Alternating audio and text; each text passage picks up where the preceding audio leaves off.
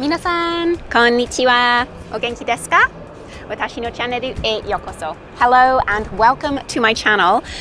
Today I am in Miyashita Park. The sun is shining and it's actually a really beautiful place to be. I am once again on a foreigner hunt, and I'd like to interview some people to ask them about why they visited Japan and tell us a couple of stories based on their perspective here. So please remember to give this video a thumbs up and hit subscribe if you haven't already. And ikimashou. Let's begin. Alright guys, so thank you very much for being on the channel today. Would you mind introducing yourselves and where you're from? Yeah, sure. So my name's Wesley. I'm from Adelaide, Australia, and this is my new wife, Jade. Lovely. So is there any reason that you're in Japan? Is this your first time? Tell us about that. It is our first time. It's our honeymoon actually. So we were just married a couple of weeks ago, and coming to the tail end of our trip, only 2 days left. Wow, well congratulations, that's amazing. And why did you choose to come here? Of all the places you could have gone for your honeymoon, why Japan? Well, we really wanted a taste of something foreign. There were obviously a lot of English-speaking sort of European side countries that we could have chosen, but instead we went for Japan because we wanted that experience of a little bit more enriched in culture, yet neither of us speaking Japanese at all. We went for Japan because we have heard about the culture as being quite friendly to tourists and relatively easy to deal with even if you can't speak their language whatsoever. So good manners and everything like that. A lot of effort in communication with foreigners is what we heard, and that's what attracted us here. Okay. Have you found it to be so? Like in terms of navigating around the city and stuff, have you been able to survive just with English? Yeah, absolutely. So everything is so simple, like the train system here is so easy to catch on, and if you are lost, someone will just see you looking on your phone and they'll come and be like, "Can you help?" And you're like, "Yeah." So friendly. Yeah. Okay. So going on to that topic, how do you find like a typical thing that you've noticed amongst Japanese people, perhaps compared to like the way of thinking of people from your country? I say they're very attentive to their surroundings, like they're very aware of what's going on around and cautious of their space, and as simple as like holding their elevator door open, like they'll hold that button open while people are getting in and out, like so different to Australia.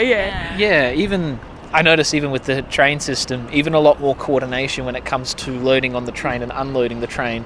Much more faster, much more efficient. It's not to say that you don't bump shoulders with some people every now and then, because it is a lot of people in a tight space, but generally compared to where we are from, I find they're very obnoxious. Doesn't seem to be in their character whatsoever. Yeah, completely. Yeah, I forgot because I've been here for so long, but the way that there's like a queue for people to get on the train, like on the floor, you're like, oh, this is like the epitome of organisation, isn't it? It is. Yeah. In Australia, how much typical like Japanese stuff can you see, like Japanese food or like, I don't know, anything? Is there anything in Australia?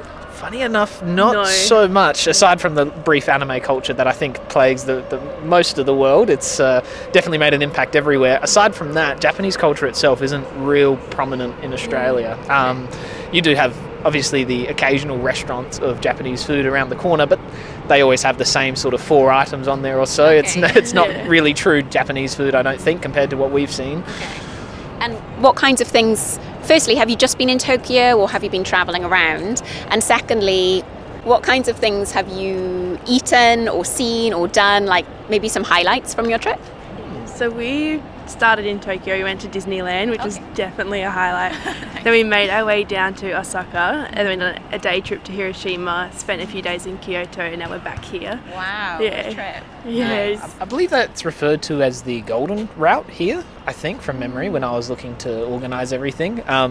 We were expecting the cherry blossoms this time of the year, which apparently happened a bit earlier than everyone was expecting, so a little bit of a downside, but the highlight of it, I guess, being that way is it hasn't been too busy, despite having all these public holidays in Golden Week. It's actually been reasonable with the crowds, and we've been able to visit most of the temples that we've wanted to, which I'll be honest, I couldn't actually recite their names off the top of my head, given that I'm not too great with my Japanese.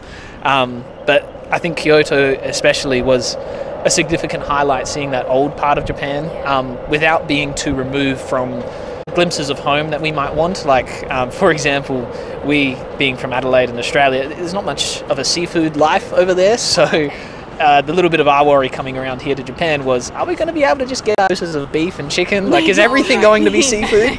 And thankfully, Kyoto, I think, hits that really well. There's so many places to eat, so many, I think they call it izakayas, I think is what they call it. You've learned well. Oh, I'm learning. Most important words. They are phenomenal, and although there are a lot of seafood options for someone like Jade who is reluctant to go into that seafood life, it's very easy with all their chicken. Is it yakitori? Is it the little kebab sticks? Yeah, the sticks, yeah. Oh, delicious. Extraordinary stuff. Very, very cool. And I'd say the highlight was definitely Kyoto. Seeing that old side of Japan was phenomenal. Didn't get to rent a kimono as we wanted to because it was busy, but we got to see the rest of the stuff. Lovely. Oh, I love Kyoto. It's like one of my favourite places in the world. It's beautiful. We've been eating lots of ramen. Oh, that's yes. Which is so nice. Good. Yeah. So nice. We don't really have ramen back home. Okay. We've always seen like the animated ramen. It always looks so delicious. Now we're eating the real life version. It tastes so good. Good. Lovely. Well, it sounds like your trip's been really, really wonderful. Just as a last question, is there anything that you feel is kind of, not so great or a little bit strange, like the weirdest thing you've seen here? I suppose maybe I've noticed when I do try and speak the very few words that I do know of their language, I notice they like to giggle when I mispronounce something. Like if I try to say konnichiwa, my accent isn't too great and I can see them always sort of giggle as I walk around, but that's more just sort of cute, I think. It's not so much mockery, it's more just them sort of giggling at the fact that I butcher their language so badly. I think, to be honest, it's probably sort of like a way to make you feel less, like if you're feeling nervous to try to speak Japanese, it's a way of just sort of like lightening the atmosphere. Maybe? Exactly, that's probably right, I think. Good. And would you come back? Oh, absolutely. 100%. Oh, good. But there's still so much to see. Right. So much to see. Yeah, for sure. Especially the northern side of Japan. We didn't touch that side whatsoever. I'm really keen to explore that next time we come around. Oh yeah, it's beautiful. And the one thing I've loved is the flowers here are so different to back home. Okay. They are so like magical, so different here. Like comes out of a Barbie movie. It's like how I like imagine it. Yeah, Lovely. Really enjoy that. Good. Oh, that's a nice point actually. Yeah. All right. Well, thank you so much. That was very, very interesting, and you seem like you love Japan. So yeah, thank you so much, and congratulations once again. Thank you. Thank you very much. It's great to meet you. Yeah, you too. Thank you. That was lovely. Okay, everyone, what a really lovely couple they were. How exciting that they came here for their honeymoon. I hope that you enjoyed their stories. I think they clearly were really, really excited to be here. Do leave a comment in the comment section below and let me know what you think about the things that we talked about with the lovely Australian couple today. And until next time, ojigen made. Ja ne.